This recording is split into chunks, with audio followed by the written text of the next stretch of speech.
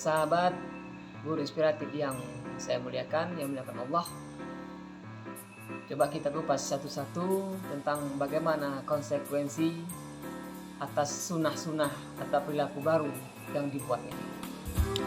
Oke sahabat semua, sebelum kita lanjut, bantu di subscribe, like, share, komen, kemudian tekan tombol lonceng.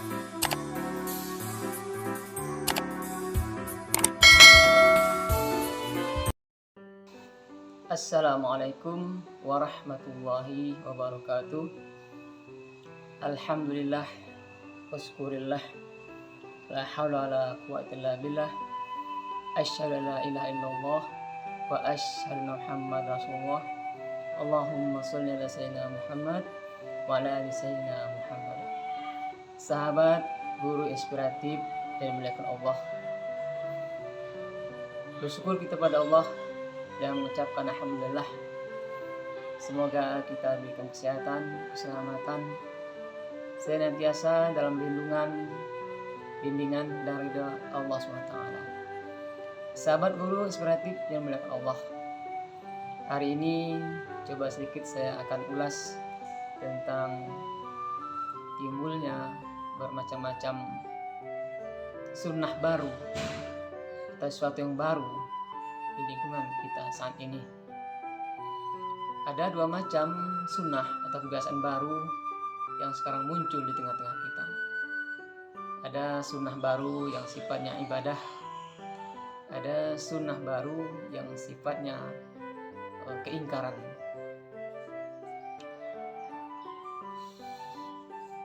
Di tengah-tengah kita mungkin kita sering melihat hal-hal yang dulunya tak ada, sekarang ada.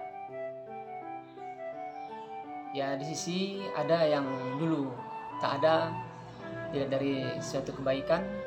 Ada yang dulu tak ada dari sisi kejelekan. Jadi dua sisi, ada yang baru dibuat untuk kebaikan, ada yang baru dibuat untuk kemaksiatan. Sahabat guru inspiratif yang saya muliakan, yang muliakan Allah, coba kita kupas satu-satu tentang bagaimana konsekuensi atas sunnah-sunnah atau perilaku baru yang dibuat itu. Yang pertama, sunnah itu, jika sesuatu yang kita buat baru itu, jika sesuatu yang kita buat itu adalah suatu kebaikan, mendatangkan pahala atau ibadah. Contoh, dulu di masjid kita tak ada kegiatan membaca qul tahlil beserta doa yang mengawali sholat Jumat. Sekarang ada yang punya inisiatif, daripada duduk-duduk termenung dalam masjid atau ada yang cerita-cerita dalam masjid, ngobrol, ada baiknya untuk ibadah ditambah kegiatan membaca tahlilan sebelum dilaksanakannya sholat Jumat. Ini merupakan suatu hal yang baru atau sunnah yang baru, tradisi baru. Yang kedua, misal juga dulu, zaman dulu tak ada pengajian, tak ada kegiatan yasinan malam Jumat. Sekarang muncul kegiatan yasinan tiap malam Jumat. Itu orang punya inisiatif, karena malam Jumat itu malam tempat mereka berkumpul, malam lain-lain mereka capek atau lain sebagainya, tapi mereka punya inisiatif. Malam Jumat mereka berkumpul untuk membaca yasin, qul tahlil, juga doa untuk orang-orang para arwah yang telah mendahulunya. Dua contoh yang saya sebutkan tadi, adakah merupakan contoh dari sisi ibadah? Jadi kalau dari sisi ibadah kita lakukan, ada seseorang yang membuat tradisi baru atau hal baru, sunnah baru, suatu ibadah. Jika ibadah itu baik dan oleh Allah diterima sebagai ibadah, maka orang yang membuat ibadah itu, orang yang membuat tradisi itu, orang yang membuat sunnah baru itu, orang yang membuat tradisi baru itu, dia akan mendapat pahala dari Allah SWT. Amin. Dan jika diikuti oleh orang setelahnya, maka orang setelahnya pun akan mendapat pahala dari sisi Allah. Selanjutnya, jika orang yang menciptakan tradisi baru tadi, orang menciptakan sunnah baru tadi, meninggal dunia dan dilanjutkan oleh pengikutnya, maka pengikutnya mendapat pahala dari sisi Allah, dan yang menciptakan atau yang membuat tradisi baru tadi juga mendapat kiriman pahala dari Allah SWT setimpal sama besar dengan pahala yang diberikan kepada orang pengikut-pengikut yang melaksanakannya. Dan sebaliknya, jika tradisi itu merupakan tradisi yang maksiat, yang jelek, yang dosa, yang mengingkari Allah, contohnya sekarang banyak tradisi-tradisi di sekitar kita, ibu-ibu yang jika ada pesta itu mereka berjoget ria di tengah-tengah pesta itu. Mereka berjoget segembira-gembira mungkin, macam-macam joget mereka lakukan. Cobalah kita lihat di mana ada pesta, di situ pasti ada ibu-ibu, yaitu tahu tua, tidak tahu muda. Ya, mereka berjoget ria bersama-sama, yang disaksikan oleh banyak para laki-laki di situ. Bahkan mereka kadang-kadang tak menghiraukan di situ ada orang tua laki-laki, ada orang yang sangat dihormati di situ, tapi mereka tetap bergoyang, berjoget tanpa sadar itu merupakan suatu maksiat. Kembali kepada awal, siapa yang membentuk ini? Siapa pertama membuat ini? Membuat tradisi joget di tengah ada pesta, di tengah kaum laki-laki bercampur bau dengan laki-laki. Dan bukan saja menciptakan awalnya, yang membawa tradisi ini masuk ke kampung kita pun itu termasuk dalam kategori orang yang pertama, pembuat, pencipta, pencetus ide itu membawa ke kampung kita. Jadi dia termasuk orang dibilang kategori digolongkan orang pertama. Itu contoh. Kemudian ada lagi contoh tradisi baru, sunnah baru yang dilakukan di kalangan kita, yaitu ketika menikahkan anaknya, anak laki-laki, pengantin laki-laki dan pengantin perempuan itu ketika hijab kabul mereka menggunakan selendang, digabungkan berdua, di selendang berdua. Di laki-lakinya satu, perempuannya juga dibikin satu selendang, ya, atau ditudung pakai satu kain. Ya, ini tradisi baru, sunnah baru, kegiatan baru, ya, perlakuan baru yang ada di masyarakat kita. Sering kita lihat, kalau ada laki-laki menikah, itu laki-lakinya, perempuannya dudukkan di situ. Jadi perempuan, laki-lakinya didudukkan di depan hakim, di wali nikah itu, dan ditutup atasnya berdua-dua itu. Ini tradisi baru, ya, tradisi baru. Dan itu dua contoh tradisi baru yang merupakan tradisi yang tak sesuai dengan ajaran Islam, yang bisa jadi merupakan tradisi yang melanggar aturan Islam, bisa-bisa merupakan tradisi yang merupakan maksiat kepada Allah, mengingkari perintah Allah. Nah, jika tradisi ini berdosa, merupakan menentang Allah, menentang syariat Allah, atau merukai kalimat Allah, memurkai aturan Allah, maka orang pertama yang menciptakannya akan berdosa di sisi Allah. Dan jika diikuti oleh orang lain, maka orang itu juga berdosa. Dan sepeninggalannya nanti, jika dia meninggal nanti, ada pengikutnya yang mengikuti tradisi itu, maka orang yang mengikuti tradisi itu berdosa. Dan orang yang pertama menciptakannya, orang yang pertama membawa ke kampungnya, orang yang pertama melaksanakan di sekitarnya, di kampungnya, di desanya, juga mendapat kiriman dosa dari orang-orang yang melaksanakan tradisi itu. Nah, jadi orang, kita balik ke awal, orang yang membuat tradisi baru yang merupakan ibadah kepada Allah, maka dia mendapat pahala. Dan jika diikuti oleh pengikutnya, maka pengikutnya juga mendapat pahala. Dia pun mendapat pahala. Dan jika nanti setelah dia meninggal dunia, atas peninggalannya nanti ada pengikut yang mengikuti tradisi yang dibuatnya itu, maka orang yang mengikuti tradisinya itu mendapat pahala, dan dia yang menciptakan tradisi itu pun mendapat kiriman pahala sama banyak, sama persis dengan pahala yang didapati oleh pengikut-pengikutnya. Dan sebaliknya, jika seorang yang menciptakan tradisi baru yang bersifat maksiat pada Allah, dosa, mengingkari Allah, maka dia mendapat dosa dari Allah SWT.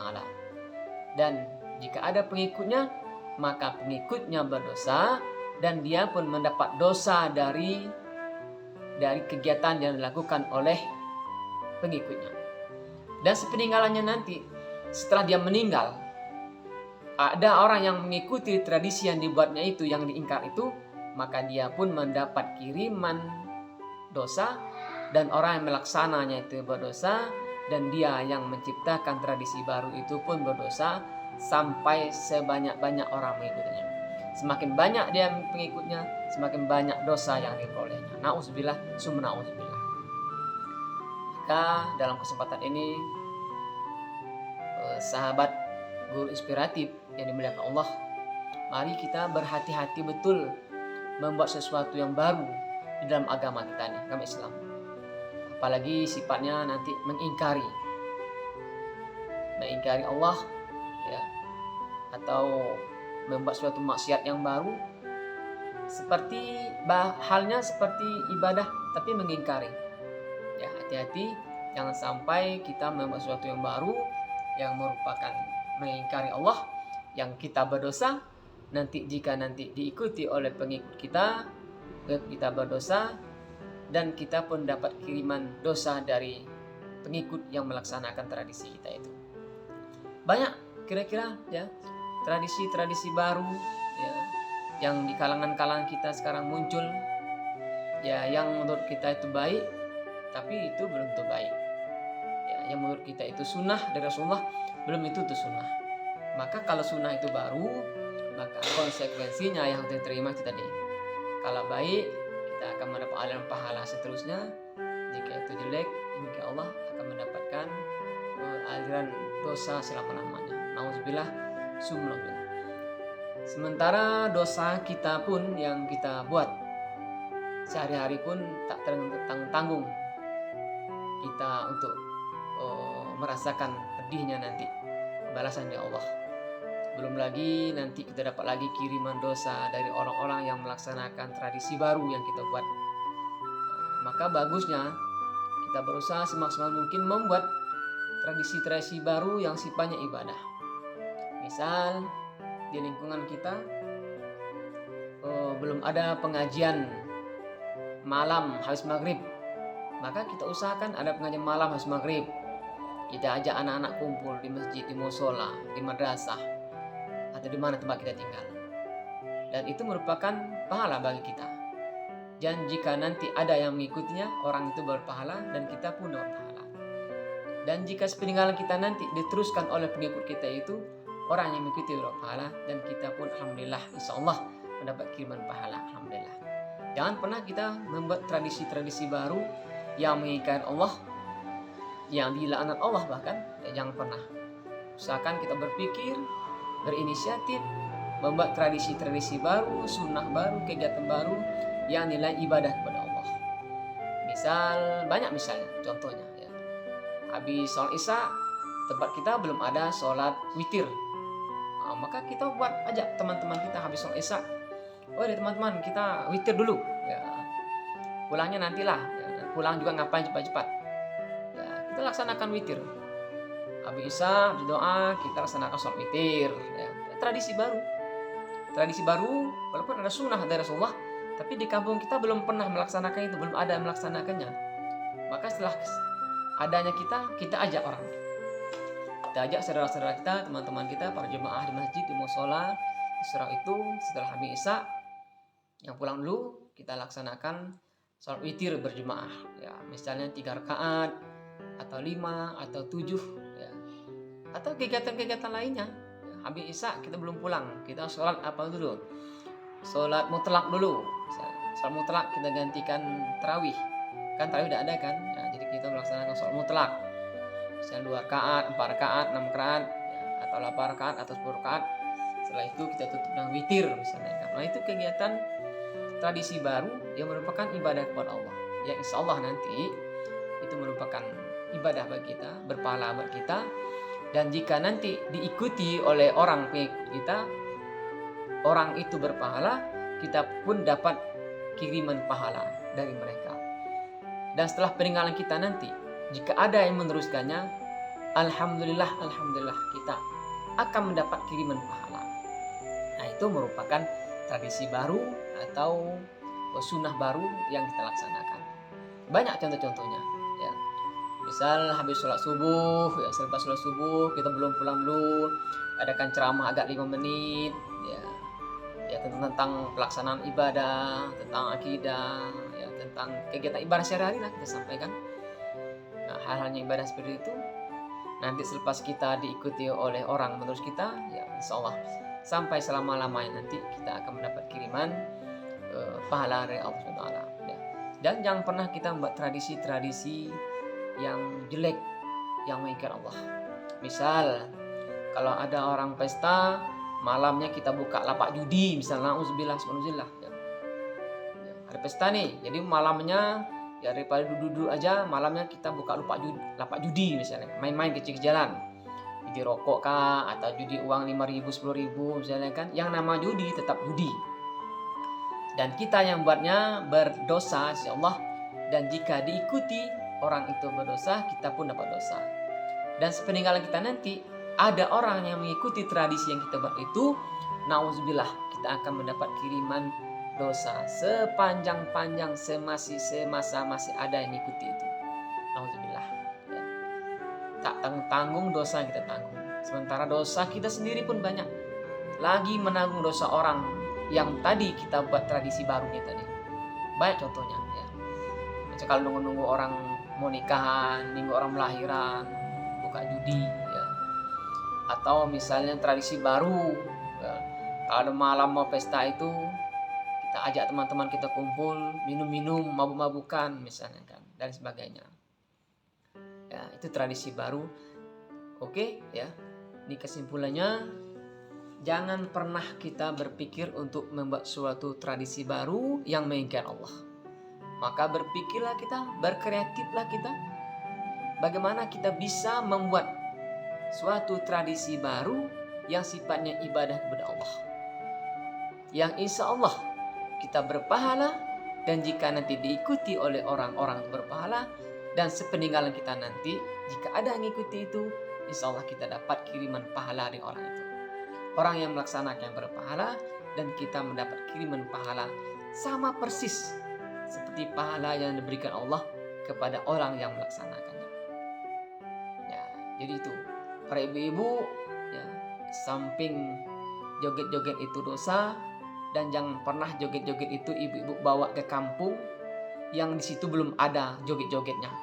Jadi ibu nanti termasuk orang yang pionir, orang pertama membawa itu ke kampung. Ibu akan mendapat kiriman dosa jika ada yang mengikutinya.